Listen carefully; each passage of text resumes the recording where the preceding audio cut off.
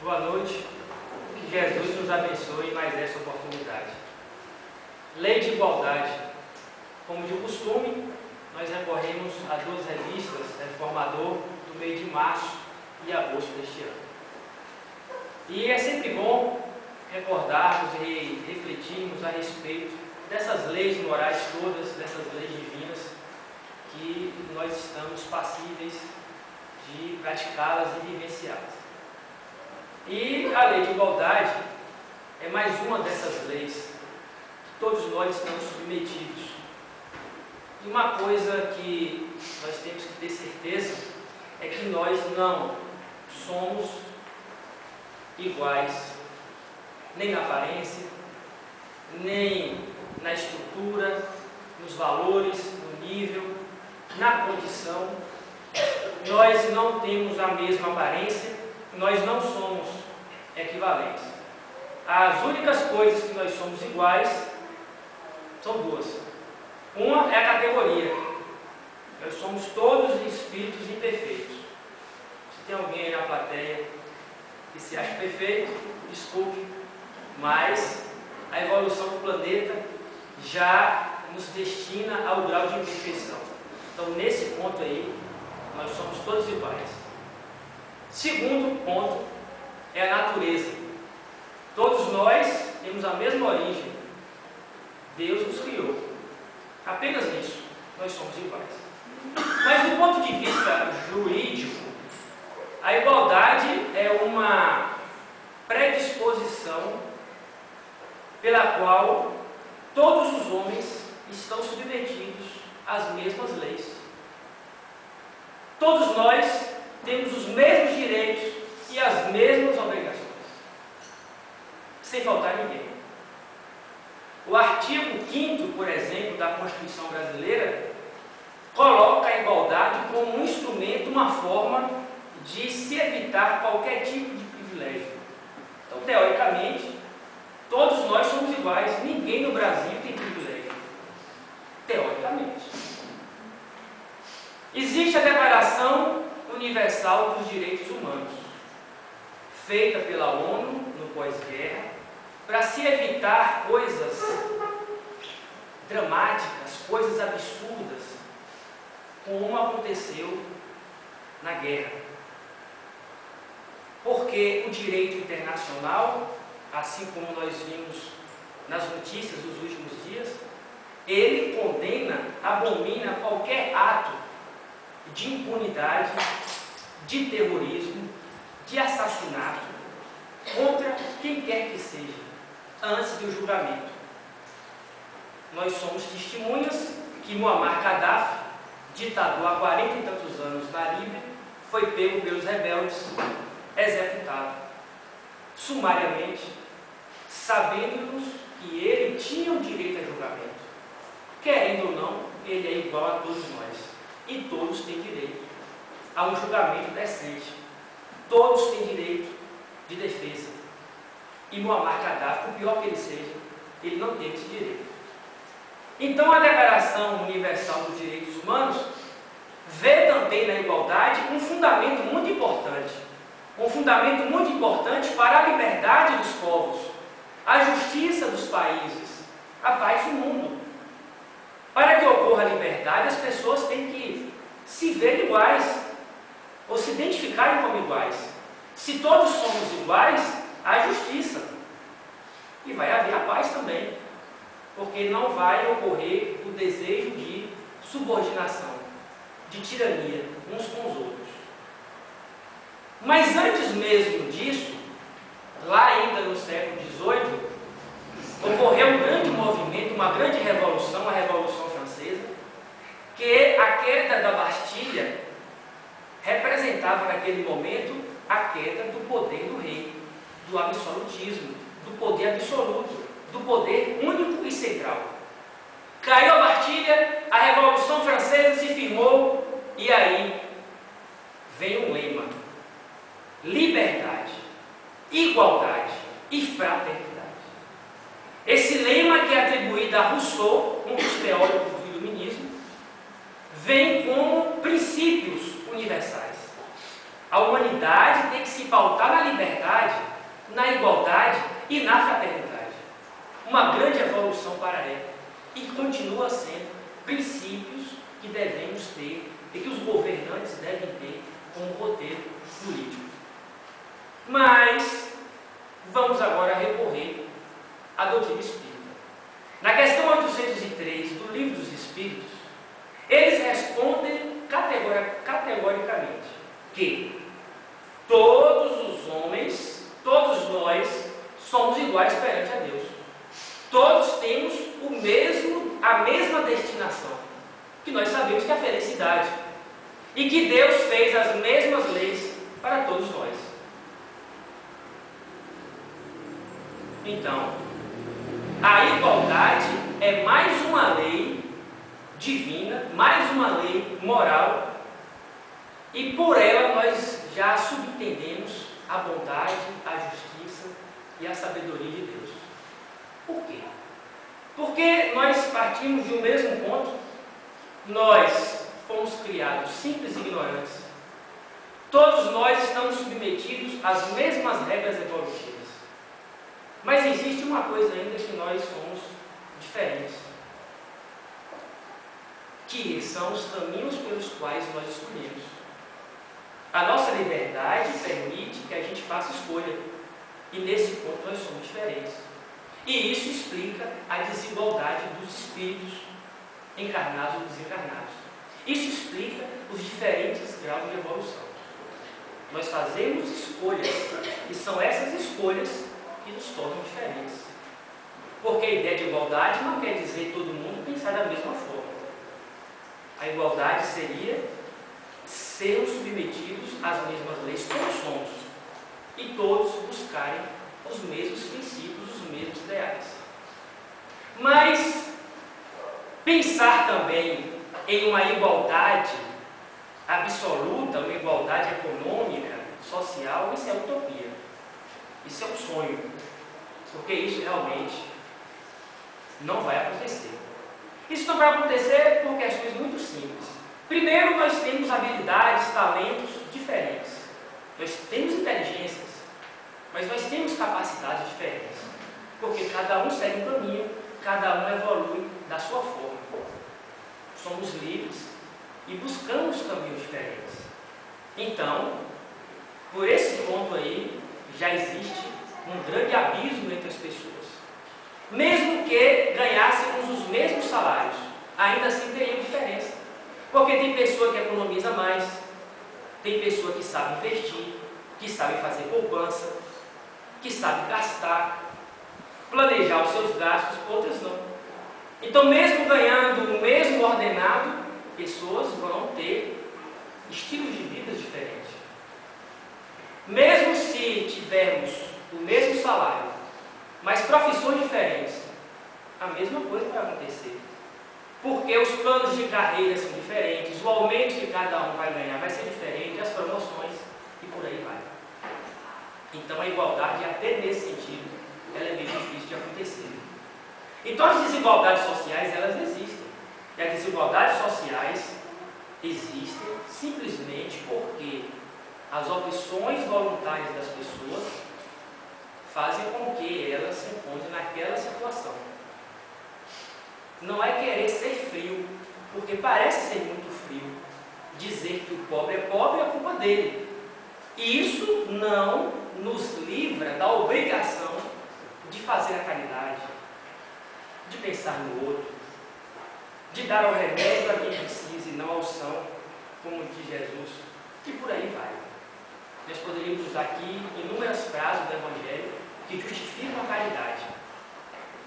E realmente nós devemos ser sensíveis e buscar a caridade, amenizar a dor, mesmo sabendo que as mazelas existem pelas escolhas voluntárias de cada um. E o interessante é que a maior parte das mazelas, é importante pensarmos nisso, elas não são preferências de Deus. Deus permite que elas aconteçam para servir de aprendizado para nós mesmos. E a maior parte das mazelas, elas existem como reflexo da lei de causa e efeito. Você fez, infelizmente, você vai ter que pagar. Porque a lei de causa e efeito é uma outra lei.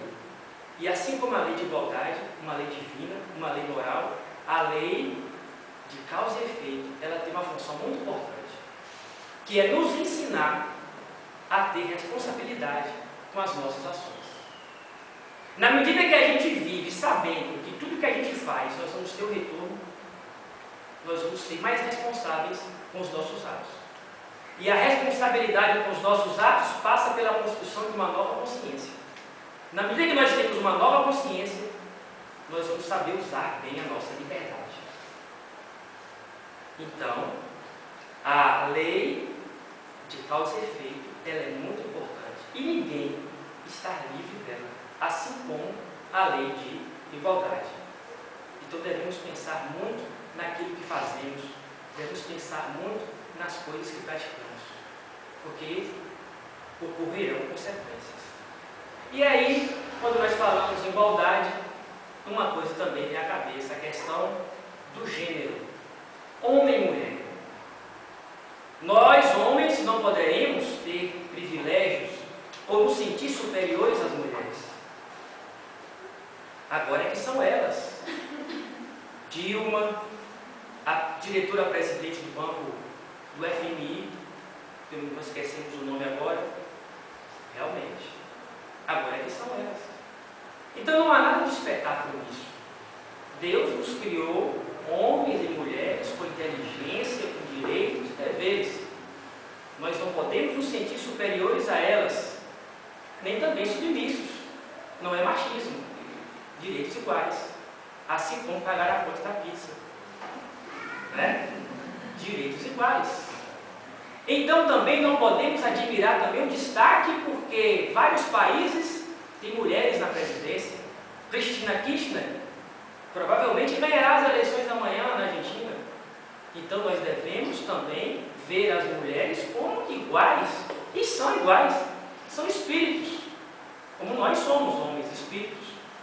E a questão do sexo, ela não existe no mundo espiritual. O sexo gênero. O espírito não tem sexo. O sexo é uma convenção da matéria, do mundo físico. Ora reencarnamos homem, ora reencarnamos mulher. Nós inclusive sabemos de espíritos que iriam reencarnar mulher. Houve um aborto involuntário.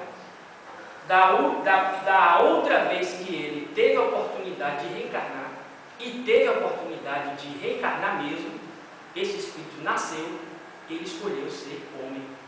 Está vivendo na humanidade nesta atual existência, como homem. Isso depende do planejamento reencarnatório, isso depende da assistência espiritual, isso depende da permissão de Deus. Não é querer ser mulher na próxima encarnação que você vai ser. Isso depende de todo o planejamento. Então a questão do sexo, ela é uma convenção da matéria.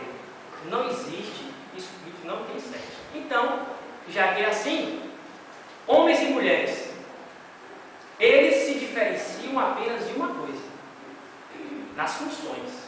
Porque nos direitos nós temos os mesmos direitos. Por exemplo, acreditem vocês que a legislação trabalhista brasileira defende que no local de trabalho, homens e mulheres devem pegar pesos diferentes. A mulher, lógico, mais leve, o homem pegar mais pesado. Isso é previsto na CLT.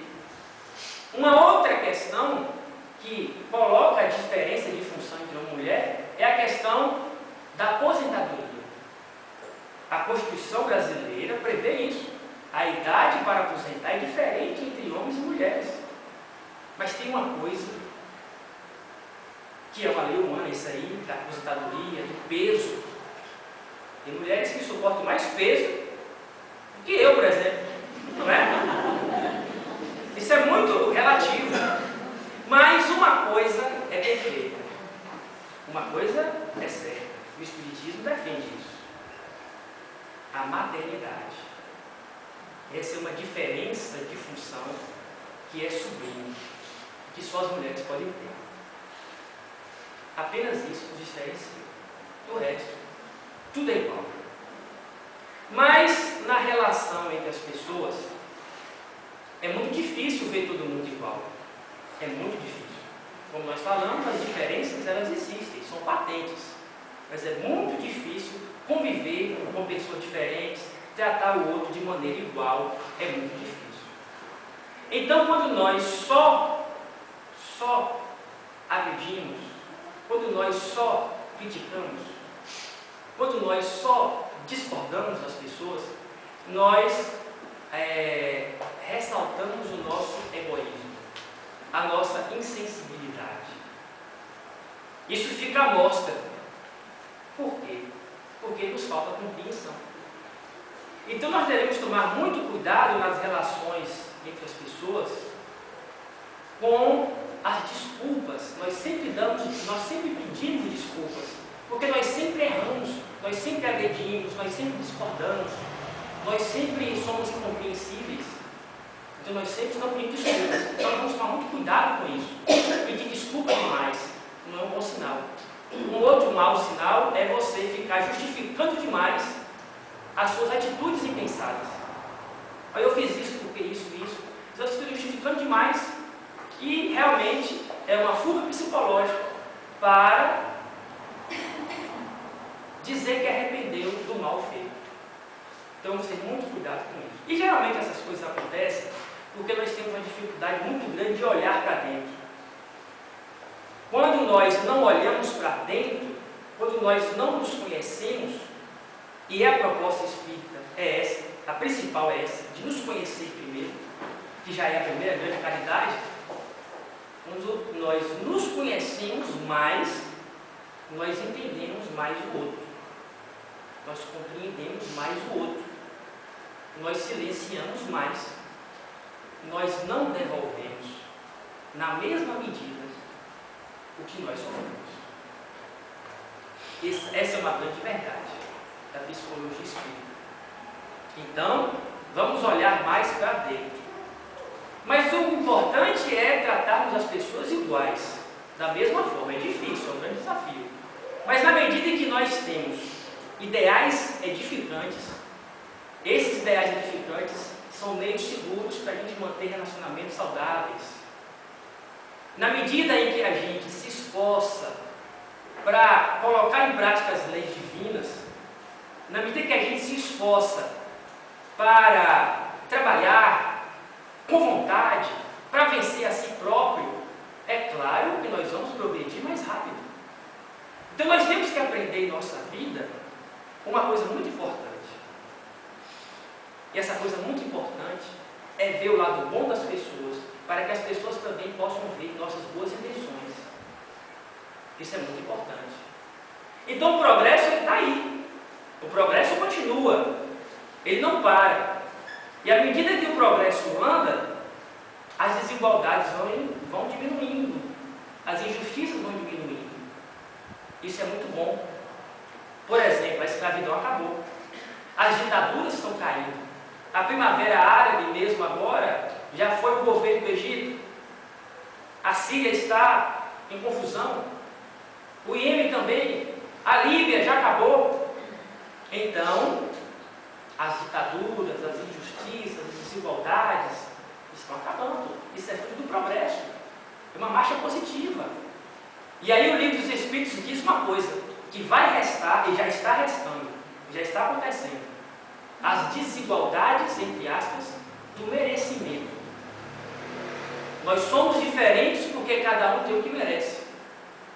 Cada um constrói o seu futuro. Cada um faz o seu presente. E aí, quando acontece isso, os privilégios acabam. Não tem mais privilégio de religião, condição social, de etnia. Porque não existe raça. Nós somos da mesma raça, a raça humana. É de etnia. Então, os privilégios, eles acabam. Nós poderíamos encerrar nesse momento, mas existe uma pessoa que sempre nos cobra a história. E a história, nós vamos buscar no livro os melhores contos de Malbataran. Eu tenho uma leve impressão que nós já ouvimos na história aqui. Mas mesmo assim nós vamos contar. Essa história conta que uma cidade muito distante lá do Oriente Médio chegou por lá um persa muito misterioso. E esse persa misterioso, ele dizia ao povo que ele andava com 3 homens exatamente iguais, na aparência, no tique, no trato, em tudo. Eram idênticos. Nada poderia ser objeto de acusação de que aqueles homens se diferenciavam em alguma coisa. E o rei daquela região, o Farhad, ele, claro, ficou curiosíssimo para conhecer esse homem persa misterioso e os 3 homens idênticos. E aí a conversa girou, ele então marcou o encontro, pediu para os seus súditos marcarem o encontro com esse homem persa. E o dia chegou. O dia chegou que o rei fez a sua comitiva, e toda a sua comitiva partiu para o deserto, para a tenda desse homem persa. Uma tenda muito bonita, muito bem estruturada. Todos foram recebidos com muito respeito, muita reverência. E então, o homem persa prepara o espetáculo. Uma tenda muito bonita, muito bem decorada. E ele então bate palma e pede para que o primeiro homem entre. Um homem muito bonito, magro, moreno, elegante, com uma roupa de mercador, entra por ali e se apresenta ao rei e sua comitiva. E acontece que o homem sai. Ele mais uma vez bate palma e pronuncia palavras diferentes, provavelmente árabes, e um outro homem entra ao palco do mesmo jeito que o outro. E vai novamente. E mais uma vez bate palma e entra o terceiro. E igualzinho, com a mesma roupa do segundo e do primeiro. Aí tem coisa, dizia o rei para a comitiva. E a comitiva para o rei. Depois de terminado o espetáculo, o rei então acusou o homem persa de charlatanismo. Acusou veementemente, palavras duras. Mas o mago persa se defendeu. Não, de forma alguma, majestade, magnânimo rei. Isso não é charlatanismo, é verdade. E o rei não acreditou, a sua comitiva não acreditou, e pediu para ver os 3 ao mesmo tempo. Naquele momento, ele retira as cortinas do palco e manda entrar os 3, mas só entra um. Mas todo mundo vê 3. Onde está então o segredo disso tudo? Nos espelhos. Os espelhos foram colocados de forma que uma pessoa parecesse 3. E aí eu descobrimos sua face. Aí está. E o mago então se aproximou do rei e falou: não, magnânimo rei. Isso é mentira. Nós temos 3 homens. Não, só tem um. Nós temos 3. Então passe um de cada vez aqui na minha frente. Então novamente, um homem sai, as cortinas são colocadas novamente nos espelhos e os 3 passam diante do rei. Era verdade. Existiam 3. E aí o mago então vai se explicar com o rei. Olha, quando era mentira, que só tinha um e os espelhos faziam efeito 3, todo mundo acreditou. Porque a aparência era favorável. Todo mundo acreditou. Mas à medida que eu trouxe um por vez, era verdade que existiam 3. Mas nós trouxemos um por vez. Ninguém acreditou. Porque a aparência me era desfavorável. E o mago persa conclui: na vida é assim, magnânimo rei. Muitas vezes as ilusões, as aparências, nos fazem crer que é verdade, porque elas são favoráveis. E é verdade. Quantas vezes, e muitas vezes, as aparências enganam. E aí usamos do preconceito, usamos das punições, e nem sequer damos direito ao outro de se justificar. E vamos logo acusando e falando coisas e brotando sentimentos negativos, sem ao menos saber, sem ao menos dar oportunidade do direito que todos nós temos, que é o direito de defesa. E aí o preconceito, a aparência, a ilusão nos faz crer verdades que não existem, assim como na história do mago. Uma frase Emmanuel disse que ilustra bem essa difícil questão de viver em sociedade, que é justamente o fato de nós devemos, entre aspas, educar-nos para discernir. Muito obrigado a todos pela atenção. Um bom retorno aos nossos lares.